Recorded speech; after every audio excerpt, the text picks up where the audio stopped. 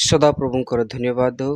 ଆଜିର ଏହି ସମୟରେ ଆସନ୍ତୁ ଆମେମାନେ ଏହି ସକାଳ ସମୟରେ ସଦାପ୍ରଭୁଙ୍କ ନିକଟରେ ପ୍ରାର୍ଥନା କରିବା। କାରଣ ପବିତ୍ର ଶାସ୍ତ୍ର ବାଇବଲ କୁହେ, ଗୀତ ସହିତ 5 ଅଧ୍ୟାୟ ତାର 3 ପଦ, ହେ ସଦାପ୍ରଭୁ, ତୁମେ ପ୍ରାତଃ କାଳରେ ମୋହର ରବ ଶୁଣିବ।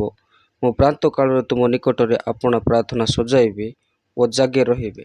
ଆସନ୍ତୁ ଆମେ ପ୍ରାର୍ଥନା କରିବା।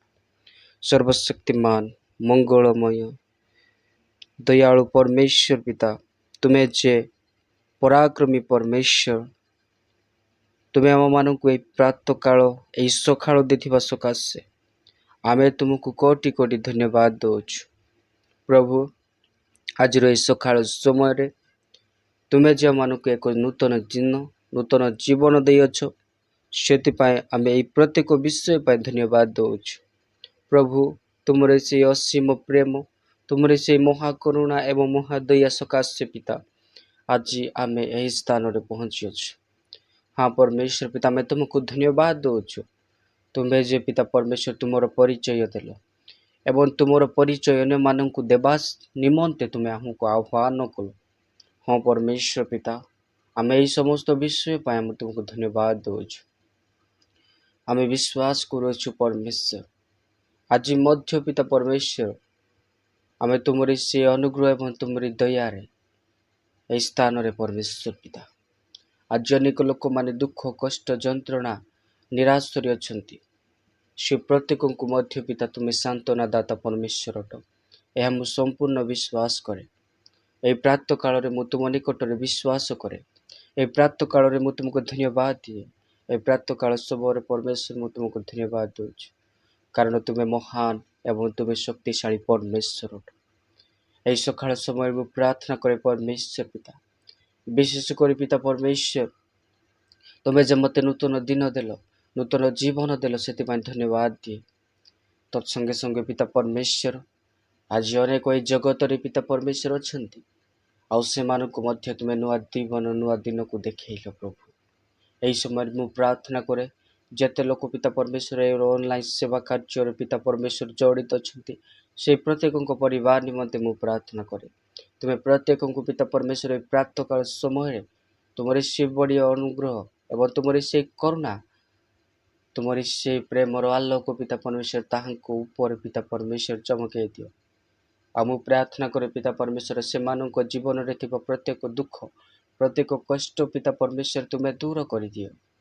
ଆଉ ମୁଁ ପ୍ରାର୍ଥନା କରେ ଏହି ସକାଳ ସମୟରେ ପରମେଶ୍ୱର, ଆଜିର ଏହି ଦିନ ଆଉ ସମୟ ପିତା ପରମେଶ୍ୱର ତୁମ ନିମନ୍ତେ ହଉ।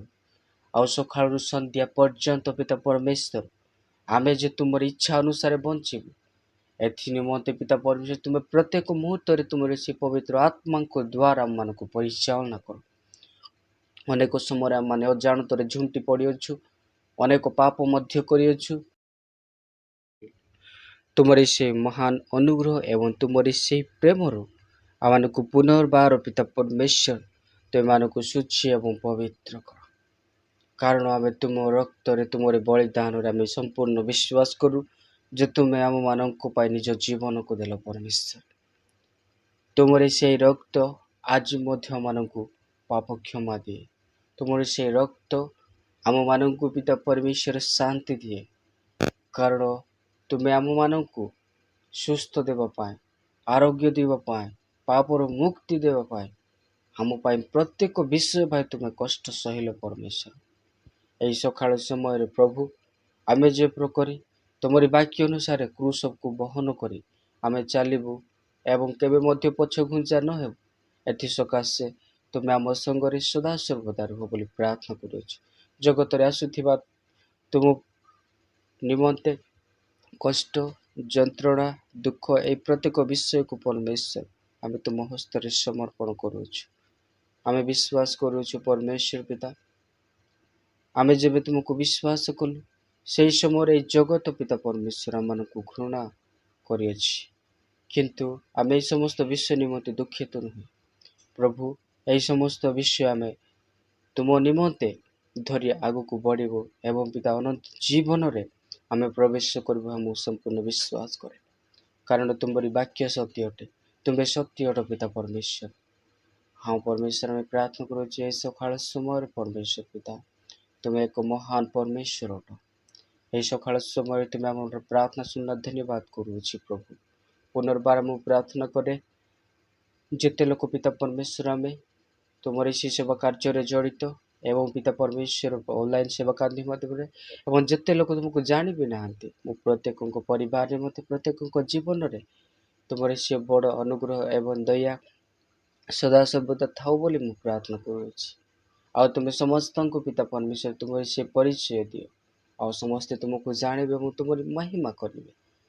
ତୁମେ ଯେଉଁମାନଙ୍କର ପ୍ରାର୍ଥନା ଶ୍ରବଣ କରି ପରମେଶ୍ୱର ଅଟ, ଏହି ପ୍ରାତଃ କାଳରେ କରିଥିବା ଏହି ପ୍ରାର୍ଥନାକୁ ଏହି ପାପମୟ ପୃଥିବୀରୁ ପିତା ପରମେଶ୍ୱର ମୁଁ ତୁମ ନିକଟରେ ଡାକ ପକାଉଛି। ତୁମର ଏହି ସ୍ୱର୍ଗରୁ ପିତା ପରମେଶ୍ୱର ହସ୍ତ ବଢ଼େଇ ପିତା ପରମେଶ୍ୱର ଏହି ପ୍ରାର୍ଥନାକୁ ତୁମେ ଗ୍ରହଣ କର। ତୁମେ ଯେଉଁମାନଙ୍କର ପ୍ରାର୍ଥନାକୁ ଶୁଣିଲ ସେଥିପାଇଁ ଧନ୍ୟବାଦ ଦେଉଛି।